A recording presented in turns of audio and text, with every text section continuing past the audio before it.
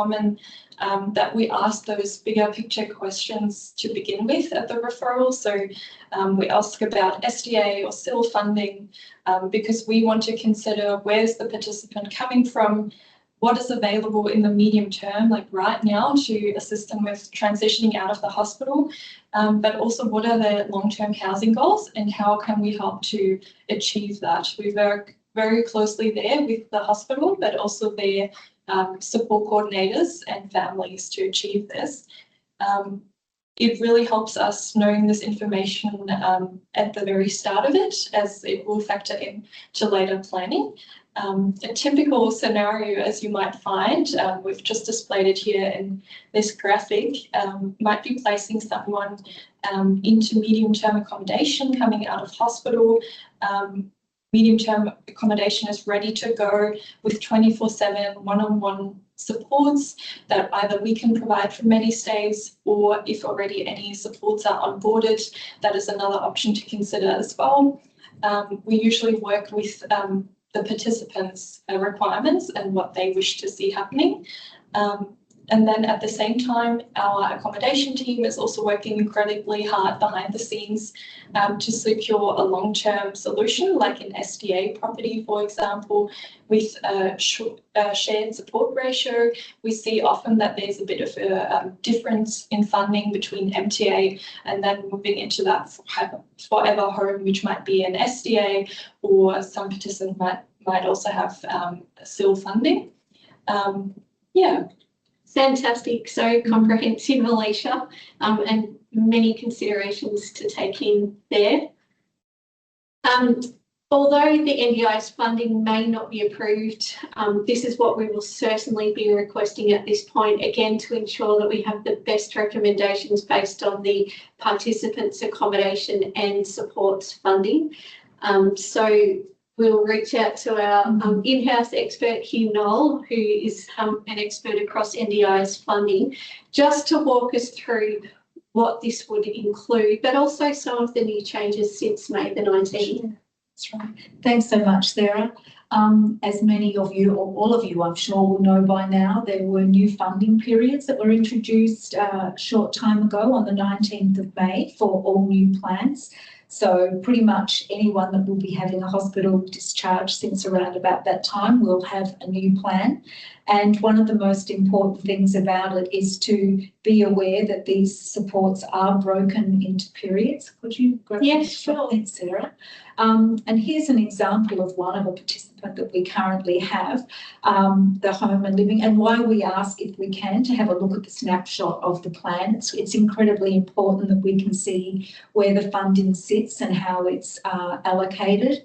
Of course, it goes without saying that all of this information about the plan funding and anything to do with the participant is kept confidential. But you can see from this one here, the home and living, it's broken into 1 month. We've seen some plans where it's 3 months. It varies depending sometimes on the plan category. But for this home and living now, knowing this participant in the background, I know for sure that within that first month, which has the greater amount of funding, there is also 90 days of MTA, and irregular SIL supports are also factored in there. By the time you get to the second and third month, it's dropped down. So that is just the SIL supports that you can see in there. And no concern about that, because we know that what is not spent in the first month will automatically be rolled over to the second and then the third month. And then by the time you get down to month number 4, you see a much lower amount of money. So that actually is because the ratio of supports has actually changed. So within the 90 days of the MTA, you've got the one-on-one 24/7.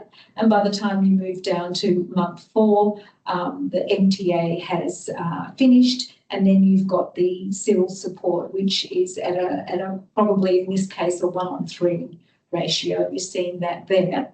And I'll pop on to the next slide, and you'll also see, as I mentioned, depending on which budget category is being utilised, you can see that in this instance, for core, which is flexible, rather than have a 1-month funding period, they're all 3 months. Again, in that first 3-month period, you can see at 24,000 plus, it's just slightly higher than the other months, and that would be because in there is your, all of them have got social and community and assistance with daily living, but in there would also possibly be consumables in that first month as well as a transport allowance. So if we get something that looks like this, we can be very confident of knowing exactly where the money is sitting. It means that all of our service agreement, our line items are all matched up, and everything can run smoothly in terms of the plan and the funding. Thanks, Noel. Very comprehensive.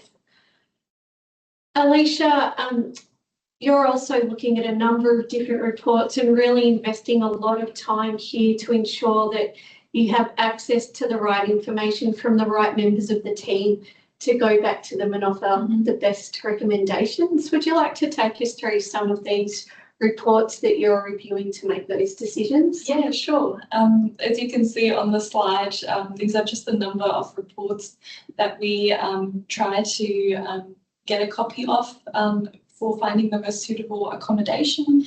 As we always try to match each participant individually to what's right for them, we find that these reports are incredibly helpful to better understanding what they need, especially the functional capacity assessment really helps us delve into their needs in terms of mobility.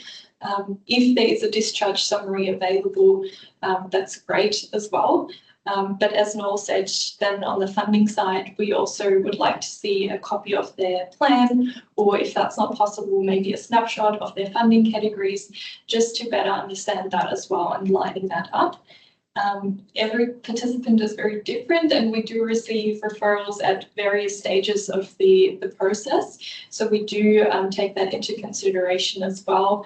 But really, the more information we can get on the participant, the more we can understand about their background and what they're hoping for, the better quality product we can deliver as well.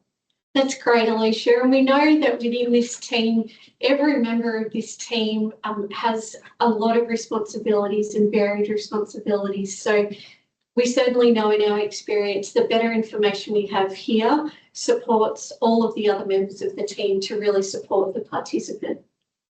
Absolutely. Now looking at the third time point where we're bringing together other members of the team at this time is once Alicia has worked with Ali in the accommodation team and oftentimes Noel to understand the funding, the requirements, the type of accommodation, then we put forth the recommendations to the team in the hospital to liaise with the participant and the family, and also the support coordinator, who is usually most certainly appointed by this time. And so the Care Navigator team are helping the support coordinator and bringing on board those support workers as well. So at this point, oftentimes it would be, again, the participant at the centre working with the OT to look at the accessibility, the support coordinator, again, to look at the other community supports and coordinating everything else that the participant needs. Both members of our team with the care and the accom, and also the supports to bring this together. Alicia, I know that at this point, once you thoroughly understand the accommodation requirements and the participants' requirements and individual needs, you can go back with some really great resources to verify the accuracy of the properties. Yeah, exactly. So once I found a potential property, I then work very closely with the accommodation team, Ali and team, to make sure that I've got all the details that the OT needs at this stage. So like accessibility reports, we've got very detailed reports from MediStay's side, detailing anything from door width and so on. We also use a lot of video walkthroughs as we find them very helpful to visualize spaces and the measurements. I think, Sarah, you can show everyone what we're trying to do here with these graphics. So just making it really clear for the occupational therapists at the hospital, what we're working with, hopefully bypassing several property visits and viewings, which take up a lot of time. Yeah, so I guess we're trying to help with you not having to chase up all this information. And we find that video tools are also a great resource to show participants and their family. We know it's a long decision-making process, and anything we can do to help, we're more than happy to. Great, thanks, Alicia. And at this point, we'll skip forward and understand that the team have worked together with the participant and their family to successfully transition the participant into their MTA home. And this is such a milestone for somebody living with complex disabilities who have received funding for MTA and SDA and need this level of care, and a very important milestone for everyone involved. Now, earlier than this, or perhaps going through this process, this fourth time point, which is safeguarding the MTA transition to SDA, is so important because the MTA is only funded for 90 nights, and there must be no, everything must be covered off to ensure that this participant stays safe within the community and is not at risk of being readmitted back into the hospital environment. So Noel, it would be great if you could please just take us through how in your role. Right. Yes. In my role, we've talked a lot about all the attention to detail that's taken place so far to have a successful transition or a hospital discharge, I guess, from the hospital into the MTA. But then moving beyond that 90 nights, what's happened next? So you have a participant who's in his temporary accommodation, hopefully very settled. You have your care team all in place. Participant is happy, the family, the informal supports are very happy. So the next major thing is to ensure that as we move beyond the 90 nights, everything goes smoothly. So this is something that we are very aware of this time frame, and my role is to come in at this period, I guess, and work even more closely with Alicia and the people, the other care navigators, to ensure that everything's locked down and that everything's going to plan. If things are not going to plan, is there a backup in place? We work very closely at this point with the support coordinator,